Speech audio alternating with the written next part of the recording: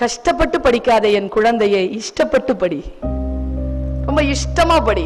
இஷ்டமாக படித்தால்தான் நீ என்ன எல்லாம் சாதிக்க நினைக்கிறாயோ அதையெல்லாம் சாதிக்க முடியும். கற்றலில் ஒரு தேடலை வை.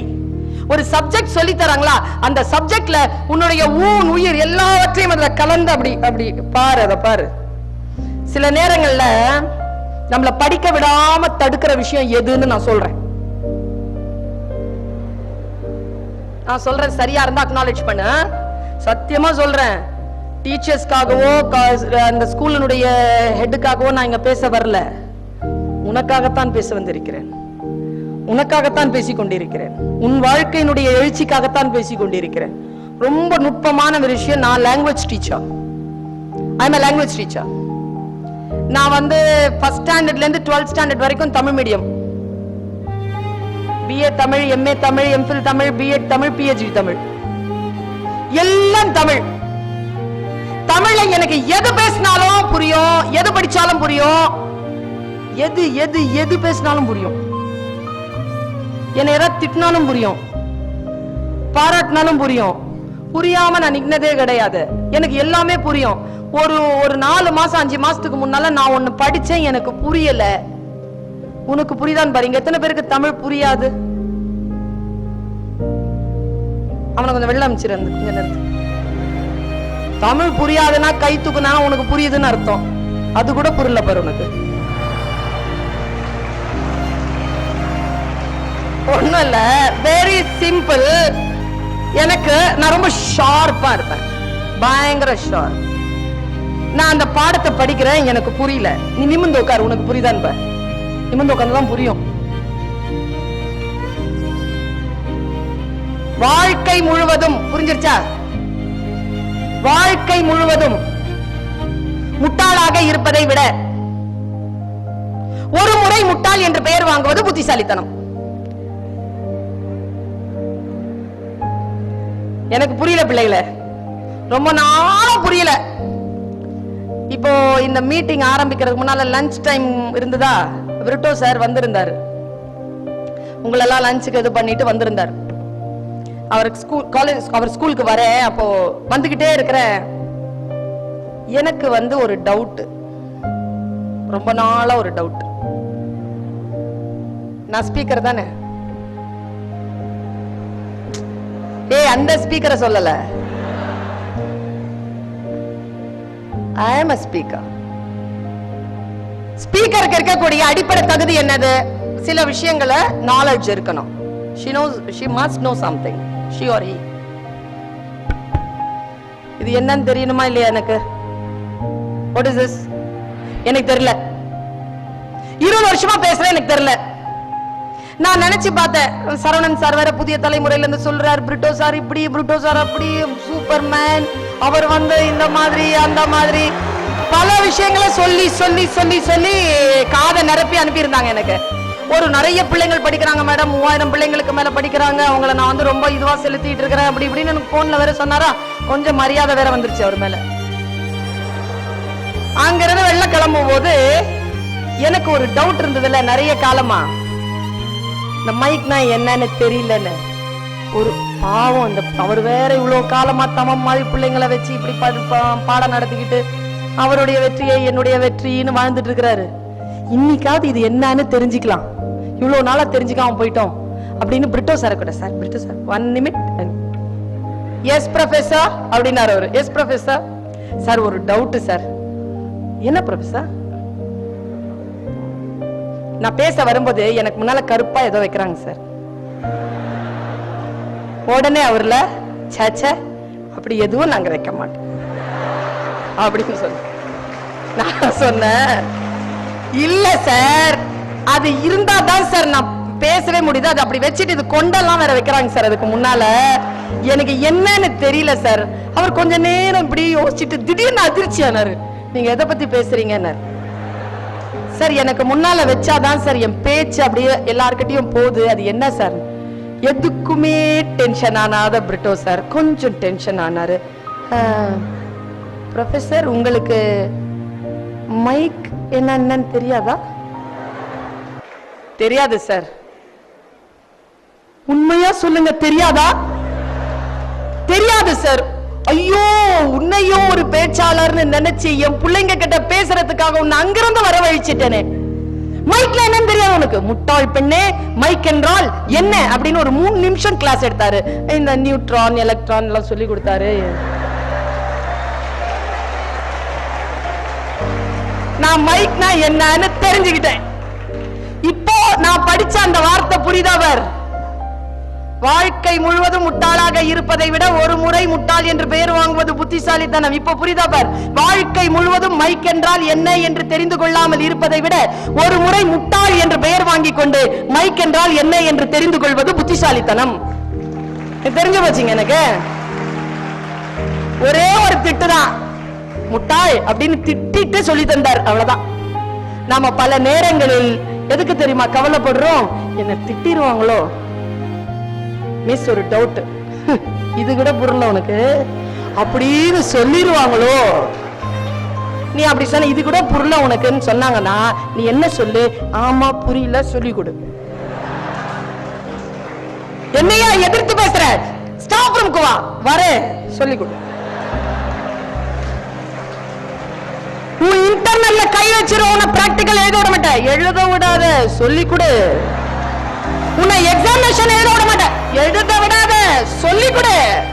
எக்ஸாமினேஷனை விட முக்கியமானது அந்த பாடத்தை தெரிந்து கொள்வது. நான் சொல்லுகிறேன் குழந்தைகளே, பாடத்தை நான் ஒண்ணு சொல்றேன். ஸ்கூல்ல ரொம்ப சந்தோஷமான ஒரு பீரியட் இருக்கு. பிடி பீரியட் கிடையாது, லைப்ரரி பீரியட் கிடையாது, அதெல்லாம் படிக்க வேணாம், அதெல்லாம் கிடையாது. கிளாஸ்க்கு டீச்சர் வராத டைம்.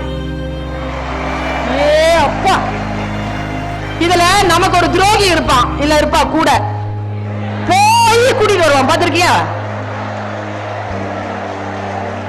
போய் அத கூட்டிட்டு வருவான். நாம உட்கார்ந்துகிட்டு இருப்போம் ஜாலியா. அந்த மிஸ் வரலன்னா அதை விட ஆகாத மிஸ் வந்து உட்காருவாங்க. நான் ஒண்ணு சொல்றேன், கிளாஸ்ல 40 பேர் இருக்கிறாங்க, கிளாஸ்ல டீச்சர் வரல, 39 பேர் சந்தோஷப்படுறாங்கன்னா அந்த ஒரு பையன் மட்டும் யோசிக்கிறான், இவ்வளவு நாளா ஃபீஸ் கட்டி இதோ எக்ஸாமினேஷன் கிட்ட வருது, இந்த போர்ஷன் இன்னும் முடிக்கல, அந்த மிஸ் வந்தாங்களான்னு தெரியல, போய் அவங்களை கூட்டிட்டு வந்துடணும், அந்த பாடத்தை என்னன்னு கேட்டுறணும்னு எந்த குழந்தை நினைக்கிறதோ அந்த குழந்தை தான் ஜெயிக்க பிறந்த குழந்தை. Be selfish. Be selfish inside the class. உன்னுடைய டீச்சர் பாடம் எடுக்கவில்லை என்றால் ஏன் எடுக்கவில்லை? எனக்கு எடுக்க வேண்டுமே, வந்து தயவு செய்து வகுப்பை எடுத்துவிட்டு பிறகு மற்ற வேலைகளை பாருங்கள் என்று சொல்லக்கூடிய குழந்தைகள் தான் உலகத்தை ஆட்சி செய்யக்கூடிய தலைவர்களாகவும் அதிகாரிகளாகவும் பேராசிரியர்களாகவும் நிர்வாகிகளாகவும் வருகிறார். நல்ல பி செல்ஃபிஷ் குழந்தைகளை. நான் ஒன்னு சொல்றேன், கல்வி கற்பதற்கான இந்த டைம் இருக்கு இல்லையா, இந்த time is very precious. Time is very precious. Don't let them go. And the minutes there, don't let them go. அப்படி பிடிச்சு ப்ரீஸ் பண்ணி வை. Seize your day. எப்பொழுதுமே அலர்ட்டா இருக்கு. Stay alert. Be aware. இந்த stay alert and be aware தான் நம்முடைய வாழ்க்கையை நாம் சந்திப்பதற்கான மிக முக்கியமான விஷயமாக நான் கருதுகிறேன். பல நேரங்கள்ல நம்ம ஆயத்தமாகவே இருக்கிறது இல்லைங்க. நம்ம ப்ரிப்பரேஷனே இல்ல நமக்கு. இதெல்லாம் என்ன மீட்டிங்னு நினைக்கிற? இதெல்லாம் என்னத்துக்காக இந்த மீட்டிங்? உன்னை ப்ரிப்பேர் பண்றதுக்கான மீட்டிங். என்ன ப்ரிப்பரேஷன்? எத்தனை பேர் இங்க கிறிஸ்துவ பிள்ளைகள் இருக்கிறீங்கன்னு எனக்கு தெரியாது. நான் உலகத்திலேயே ரொம்ப விரும்புற, ரொம்ப நேசிக்கிற, நான் மதத்தை கடந்து நான் சில பேரை உண்மையிலேயே ரொம்ப அப்சர்வ் பண்ணுவேன். யாரையும் பார்த்து வியக்கிறது இல்ல. நான் எவ்வளவு பெரிய ஆளா இருந்தாலும் வியக்கிறது இல்ல. ஜஸ்ட் என்ன நானே ஸ்குவீஸ் பண்ணிப்பேன், அதை அண்டர்ஸ்டாண்ட் பண்ணிக்கிறதுக்கு. What it is, what he is. ஏன் கலாம் இவ்வளவு புகழ் பெற்றார்? பிரணாப் முகர்ஜி நல்லவர் தானே, இப்ப இருக்கிறாரு பிரசிடென்ட். அவரை பத்தி ஏன் அவ்வளவு பேச மாட்டேங்கிறோம்? ஏன் கலாம் பத்தி பேசுறோம்? தமிழர்ன்றதுக்காகவா? கிடையாது. He did something to the community. He did something for the human community, human mankind. ஏதோ ஒண்ணு செஞ்சிட்டாருங்க அவரு. அதுக்காக தான் அவரை புகழ்கிறோம். எனக்கு ஜீசஸ் கிரைஸ்ட் ரொம்ப பிடிக்குங்க. எனக்கு அந்த தெய்வம், தூதர் அதெல்லாம் விட்டுருங்க, கடவுள் அதெல்லாம் ஒரு புறம் இருக்கட்டும். என்ன மேன்ங்க, ஒரு மனுஷன் அப்படி நின்னா எல்லா ஆத்மா மண்டிடுமா அவர் முன்னால. என்னது அது? உனக்கு தெரியுமா? the quality of Jesus Christ is he never react, he is a proactive personality. இப்ப நம்மள யாராவது ஒருத்தன் கூப்பிடுறா, ஏய் சுரேஷ் இங்க வாயா, ஹே அப்படின்னு போயிருவே. நீ என்ன அப்படின்னு கேட்டனா you are proactive. ஹே அப்படின்னு போயிட்டனா you are reactive. மச்சான் வரியா, நாம ஜட்சன் துரை பார்த்துட்டு வரலாம், அப்படியா இன்னைக்கா ஓகே அப்படின்னு சொன்னா you are reactive. இல்லடா அப்பா இன்னைக்கு ஊர்ல இல்ல, நாளைக்கு தான் வருவாரு, அப்பாட்ட கேட்டோம்னா அவர் டிக்கெட் ஏற்பாடு பண்ணுவாரு, நாளைக்கு வேணாலும் போலாம் அப்படின்னா you are proactive. இல்லடா அப்பா விட மாட்டாருடா, பேசி பார்க்கலாம்டா, அப்புறமா பார்க்கலாம், காசு இல்லடா அப்புறம் பார்க்கலாம், ஏதேனும் ஒண்ணு உன்னை பற்றி நீ கவலைப்பட்டால் நீ வந்து proactive. Jesus Christ is a proactive personality. என்ன proactiveங்க? அவர் பேசுறாருங்க, நான் பைபிள் வாசிக்கிறேன், ஒரு விஷயம் வருது, நான் அப்படியே சொல்றேன், உனக்கு புரியுதான்னு பாரு. புரியலனாலும் வாங்கி வச்சுக்க, உனக்கு புரியும், ஒரு நாள் கண்டிப்பா புரியும். வேதம் இல்லையா, வளர வளர புரியும். இப்போ இல்லைன்னா கூட அடுத்த மாசம் புரியலாம், அடுத்த மாசம் இல்லைன்னா கூட மார்ச் மாசத்துல கண்டிப்பா புரிஞ்சிடும். புரிஞ்சுதான் ஆகணும். மார்ச் மாசம் புரியலனாலும் ரிசல்ட் வரும்போது கண்டிப்பா புரிஞ்சிடும், சத்தியமா புரியும் நான் சொல்ற வார்த்தை. ஆனால் நான் தியானிக்கிறேன், பிரார்த்திக்கிறேன், ஆசீர்வதிக்கிறேன், மார்ச் மாசம் இல்லாமல் ஜூலை மாசத்திலேயே அது உனக்கு புரிந்து விட வேண்டும் என்று. ஜூலையிலேயே புரிஞ்சுக்கிட்டேன். நீ பாரு, ஜீசஸ் கிரைஸ்ட் சொன்ன ஒரு கதை, அப்ளிகேஷன். குழந்தைகள் டு அப்ளை. இந்த கான்செப்ட் மட்டும் சொல்றேன், சொல்லணும்னு தோணுது அதனால சொல்ல, எந்த ப்ரிப்பரேஷனும் இல்ல, சொல்லணும்னு தோணுது, வருது மைண்ட்ல, சொல்றேன். ஜீசஸ் கிரைஸ்ட் சொன்ன கதை. அந்த மாதிரி விவேகானந்தர் சில கதைகள் சொல்லி இருக்கார், அந்த மாதிரி முகமது நபி சில கதைகள் சொல்லி இருக்கிறார், கிருஷ்ணன் சில கதைகளை சொல்லி இருக்கிறார். எவ்வளவு பெரிய பெரிய பர்சனாலிட்டிஸ் தெரியுமா இவங்க எல்லாம்? காந்தியடிகள் சொல்லி இருக்கிறார். அப்படி ஜீசஸ் கிரைஸ்ட் சொன்ன ஒரு கதை, பைபிள்ல பதிவு செய்யப்பட்ட கதை. நிறைய பெண்கள் தூங்கி கொண்டிருக்கிறார்கள். திடீர்னு அவங்களுக்கு ஒரு அசிரீரி, அத்தனை பேருக்கும் கேக்குது, உங்கள் மணவாளன் வந்து கொண்டிருக்கிறார், போய் அவரை அடையாளம் கண்டு அவரோடு நீங்கள் ஐக்கியமாகிக் கொள்ளுங்கள். இது சவுண்ட் வருது. எல்லாருமே கன்னியாஸ்திரிகள், அத்தனை பேரும் எழுந்திருச்சு தயாராகிறாங்க, மணவாளனை சந்திக்க தயாராகிறாங்க. நன்ஸ் எல்லாருமே கன்னியாஸ்திரிகள் தயாராயிட்டு போகும்போது அத்தனை பேரும் ஒரு புத்திசாலித்தனமான ஒரு ஆயத்தத்தை செய்கிறார்கள். என்னன்னா, வர்றதுக்கு லேட் ஆயிடுச்சுன்னா என்ன பண்றது அப்படின்னு எல்லாருமே ஒரு தீபத்தை எடுத்துக்கொண்டார்கள், கையில தீப்பந்தத்தை எடுத்துக்கொண்டார்கள். எல்லாருடைய தீப்பந்தமும் கையில வச்சுக்கிட்டு போகும்போது அதில் சில புத்திசாலி கன்னிகைகள், ரொம்ப ரொம்ப கீன கவனி, சில புத்திசாலி கன்னிகைகள் கூடுதலாக எண்ணெயை எடுத்துக்கொண்டார்கள். போய் காத்திருக்கிறார்கள். மணவாளன் வருவதற்கு காலதாமதமாகிறது. உடனே தீபத்தை பந்தத்தை ஏற்றிக் கொள்கிறார்கள். பந்தத்தை வைத்துக் கொண்டு காத்திருக்கிறார்கள். மீண்டும் காலதாமதமாகிறது. கையில் எடுத்துக்கொண்டு வந்த தீபங்கள், அந்த தீப்பந்தத்தில் இருக்கக்கூடிய தீபம் அணைய தொடங்குகிறது. உடனே புத்திசாலி கன்னிகைகள் தன் கையில் இருந்த எண்ணெயை, கூடுதலான எண்ணெயை அதில் போட்டு அதை எரிய விட்டுக் கொண்டார்கள். கூட புத்தியற்ற கன்னிமார்கள் அந்த புத்திசாலி கன்னிமார்களை பார்த்து கேட்டார்களாம், எனக்கும் கொஞ்சம் எண்ணெய் கொடுங்களேன், எங்கள் தீபமும் அணைந்து கொண்டிருக்கிறது. அப்பொழுது அவர்கள் சொன்னார்களாம், எங்கள் தீபத்திற்கு, தீப்பந்தத்திற்கு அந்த எண்ணெய் போதுமானதாக இருக்கிறது, எங்களிடத்தில் கூடுதலாக இல்லை, நீங்கள் போய் எண்ணெய் விற்பனர்களிடம் அதை வாங்கிக் கொள்ளுங்கள்.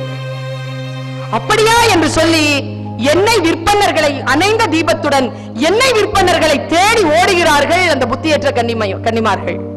அந்த நேரத்தில் அவர்கள் எண்ணெய் விற்பனையாளர்களிடம் போன அந்த வினாடியில் மணவாளன் வந்து விட்டார்.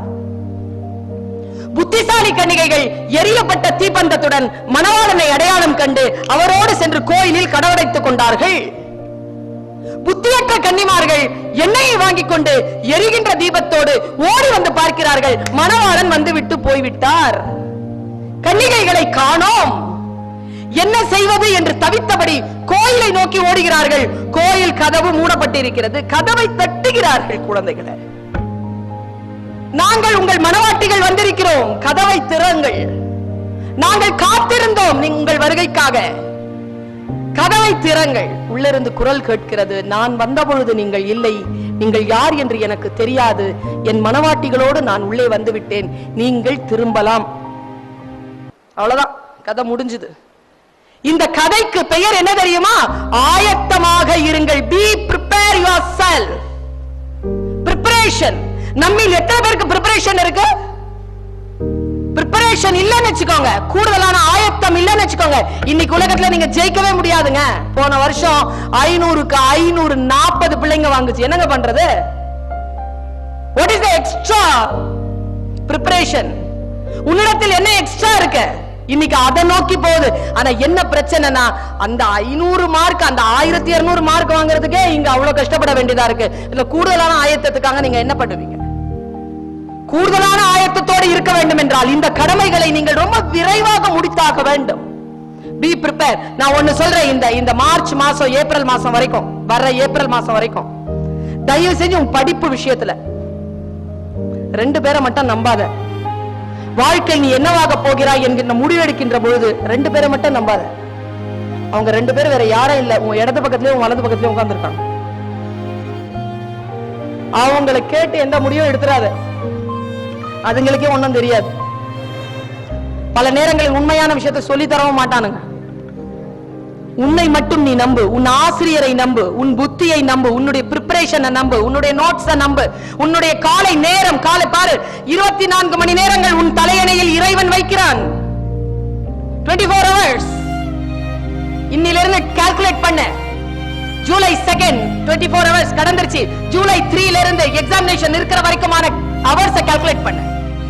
அந்த அவர்ஸ்ல என்னென்ன அவர்ல என்னென்ன யூனிட் படிச்சு முடிக்க போறேன், எப்படி அதை ப்ரிப்பேர் பண்ண போறேன்னு நீ டார்கெட் பண்ண. நான் ஒன்னு சொல்றேங்க, மாநிலத்தில் பாண்டிச்சேரி மாநிலத்தில் மட்டுமல்ல, தமிழ்நாட்டிற்கும் சேர்த்து முதல் மதிப்பெண் வாங்கக்கூடிய குழந்தை இந்த பள்ளிக்கூடத்தில் இருந்து வரலாம். ஆனா யூ ஷுட் ப்ரிப்பேர். ரொம்ப பேய்த்தனமா ப்ரிப்பேர் பண்ணணும். எந்த அளவிற்கு ப்ரிப்பேர் பண்ணணும்னா, you should behave like a hell. ஆனா ஒன்னு சொல்றேன், சூறாவளிகளை சந்தித்தால் தான் உன்னால் தென்றலை ருசிக்க முடியும். மிகப்பெரிய போராட்டத்தை ரசிக்காமல் உனக்கு அமைதியை ரசிப்பதற்கான ஒரு தகுதி கிடையாது என்பதை மட்டும் நீ நல்லா யோசிச்சு வச்சுக்க. உனக்கு வந்திருக்கக்கூடிய வாய்ப்பை நீ சரியாக எப்படி பயன்படுத்துவது, உனக்கான சூழலை எப்படி பயன்படுத்துவது, புத்தியை எப்பவுமே ஆன்ல வை, சிந்திச்சுக்கிட்டே இரு. லேர்னிங் நடந்துகிட்டே இருக்கட்டும். இறையன்பு சார் தினத்தந்தில சாக்ரட்டிஸ் பத்தி ஒரு நாள் ஒரு குறிப்பு எழுதியிருந்தார் சார். என் வாழ்க்கையில அதை படித்ததற்கு பிறகு நான் வேறு, அதை படித்ததற்கு முன்னால் நான் வேறு. சாக்ரட்டிஸ் பத்தி இறையன்பு சார் ஒரு குறிப்பு எழுதியிருக்கார். இறையன்பு சார் எழுதுறாருன்னா அது நிச்சயமா ரொம்ப ஆத்தென்டிசிட்டிக்கான ஒரு நோட். சாக்ரட்டிஸ் பத்தி சொல்றாருங்க. நம்ம எத்தனை பேருக்கு சாக்ரட்டிஸ்னா யாருன்னு தெரியும்? சாக்ரட்டிஸ் யாருங்க? சாக்ரட்டிஸ் டீச்சர்ஸும் ஜவாப் சொல்லலாம், பதில் சொல்லலாம். He is a very good. He is a philosopher. யாராவது ஒரு சாக்ரட்டிஸனுடைய பிலாசபியை சொல்ல முடியுமா? நான் ஒன்னு சொல்றேன், சாக்ரட்டிஸ் பிலாசபியை எவனாலும் சொல்ல முடியாது, யாராலையும் சொல்ல முடியாது. சாக்ரட்டிஸனுடைய பிலாசபி என்ன தெரியுமா? Small questions, raise questions. இன்னைக்கு இந்த ஸ்கூல்ல நான் சொல்றேன், யார் தெரியுமா புத்திசாலி? நல்ல ஆன்சர் எழுதுறவ புத்திசாலின்னு சொல்லுவாங்க. கிடையாது. வகுப்பு நடந்து கொண்டிருக்கின்ற பொழுது, ஒரு பாடத்தை படிக்கின்ற பொழுது யார் ஒருவர் கேள்விகளை எழுப்புகிறார்களோ அவர்கள் தான் புத்திசாலிகளை தவிர பதிலை படிக்கின்றவர்கள் அல்ல புத்திசாலிகள். questions, raise questions. why not? Apple விழுதுங்க, ஆப்பிள் விழுதுன்றது இன்ஃபர்மேஷன். ஏன் அப்படினா ஒருத்தன் leads to knowledge. ஓ, புவியீர்ப்பு சக்தியால் தானா கண்டுபிடித்தான் இல்லையா? அந்த question போச்சு இல்லையா? இன்ஃபர்மேஷன், நாலேஜ், எஜுகேஷன், விஸ்டம்னு போகுதுங்க. ஏன்? ஓ, இதான் பதில். ஓ, மேல கீழ இருந்து மேல போன எல்லாரும் மறுபடியும் மேல இருந்து கீழ தான் வருமா? விஸ்டம். questions கேட்டுக்கிட்டே இருக்கணும். why not? இதாங்க சாக்ரட்டிஸ். சாக்ரட்டிஸ் இந்த questions கேட்டான்றதுனாலேயே அவனுக்கு இந்த உலகம் அளித்த தண்டனை என்ன தெரியுமா? விஷம் அருந்தி சாகணும். ஜெயில பிடிச்சு போட்டாங்க. விஷம் அருந்திட்டு நடந்துகிட்டே இருக்கணுமா, இங்கிட்டும் அங்கிட்டும் நடந்துகிட்டே இருக்கணுமா. அப்பதான் அந்த விஷம் ஏறி சாவான். அவருக்கு விஷம் கொடுக்கிறதுக்கு 2 நாள் இருக்கு. ஆனா அவர் பிராக்டிஸ் பண்றார் நடந்து. அதாங்க சாக்ரட்டிஸ்.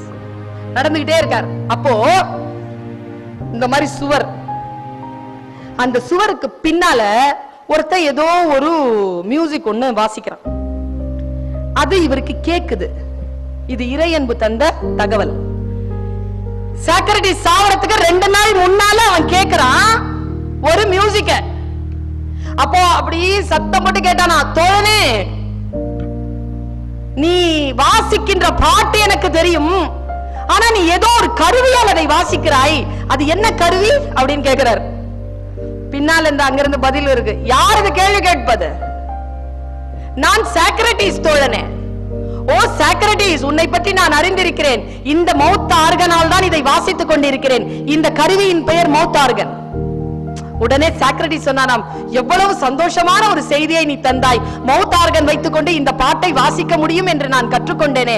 சரி, என் வீட்டில் மவுத் ஆர்கன் இருக்கிறது, எனக்கு மவுத் ஆர்கனை வாசிப்பது எப்படி என்று தெரியாது, நீ சொல்லி தருவாயா? அவன் சிரிச்சானா. சாக்ரட்டிஸ், மவுத் ஆர்கன் உன் வீட்டில் இருக்கிறது, மவுத் ஆர்கன் என்னிடத்தில் ஒன்று இருக்கிறது, என்னால் உனக்கு சொல்லி தர முடியும். இருந்தாலும் நீ எப்படி அதை வாசிக்க முடியும்? 2, நீ இன்னும் 2 நாளில் சாக போகிறாய். இதை கற்றுக்கொண்டு என்ன செய்ய போகிறாய்?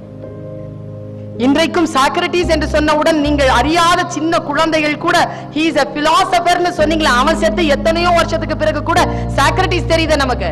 நம்ம தாத்தாவுடைய அப்பா பேர் நமக்கு தெரியல, ஆனா சாக்ரட்டிஸ் நமக்கு தெரியுது இல்ல? என்ன சாதனை அது? என்ன சொன்னான் சாக்ரட்டிஸ் தெரியுமா? சாக்ரட்டிஸ் சொன்ன பதிலை நீ இன்றைக்கு உன் டைரி குறிப்புகளில் போய் எழுதி வைத்துக் கொள். சாக்ரட்டிஸ் சொன்னான், ஏ தோழனே, நான் 2 நாளில் சாக போகிறேன் என்பது உண்மை, ஆனால் நான் சாவதற்கு முன்னால் இந்த மவுத் ஆர்கனை வாசிக்க தெரியும் என்கின்ற ஒரு எண்ணம் போதாதா?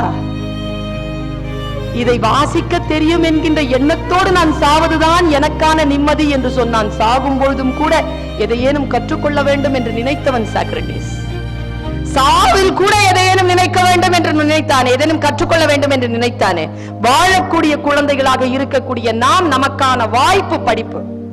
நான் ஒண்ணு சொல்றேங்க, எத்தனை பேர் மொபைல் யூஸ் பண்றீங்கன்னு எனக்கு தெரியாது. அது என்ன மேனியான்னு தெரியல, மொபைல் மேனியா. இந்த பள்ளிக்கூடத்து குழந்தைகளுக்கு அந்த பழக்கம் இவரை பார்த்து வேண்டுமானால் இல்லை என்று சொல்லலாம், கண்டிப்பாக இருக்கும். அந்த மொபைல் இல்லாமல்லாம் உங்களால இருக்க முடியாது. இன்னைக்கு சூழல் அப்படி ஆயிடுச்சு. எல்லார் வீட்லயும் மொபைல் இருக்கா? இருக்கா? பயன்படுத்துகிறீர்களா? வீட்டிலே சேஃப்டியா சத்தம் போடுவீங்க, அப்பதான் எஸ் அப்படின்ட்டு. சில பேருக்கு ஒரு மேனியா இருக்கு, என்னன்னா ஒருத்தனும் கூப்பிட்டு இருக்க மாட்டான், இருந்தாலும் அந்த வால்பேப்பரையே முறைச்சு பார்த்துட்டு இருக்கு. எவனாவது கூப்பிட்டு இருப்பானோ, அதுல ஒரு மெசேஜ் போடுறது, வாட் ஆர் யூ டூயிங் டா? பதிலே வராது. அப்புறம் பதில் வர, ஐ எம் ஸ்டடியிங் டா. உடனே ஐ எம் ஆல்சோ ஸ்டடியிங் டா. வாட் யூ ஸ்டடி டா? பழா போன மேத்ஸ் தான் ஸ்டடியிங் டா. ஐயோ, அங்கிருந்து ஒரு குரல் கேட்கும், வெரி டஃப் நோ? எஸ் டா. Okay, what are you studying டா? பதில் வராது. பதில் வரல. ஏ, I am asking you what are you doing டா? மறுபடியும் 20 என்ன செஞ்சு கிழிச்ச இந்த 20 நிமிஷம்? இந்த சாட்டிங்கால உனக்கு என்ன நன்மை நடந்தது? டைம் தான் வேஸ்ட் ஆனது, டைம் தான் போச்சு. யாராவது ஒருத்தங்க நம்ம கிட்ட பேசிக்கிட்டே இருக்கணும், யாராவது கிட்ட நம்ம சாட் பண்ணிக்கிட்டே இருக்கிறோங்கிறது டைம் ஈட்டிங் ஃபேக்டா? ரிஜெக்ட் பண்ண. Don't allow to steal your time. Time is more precious, very very precious.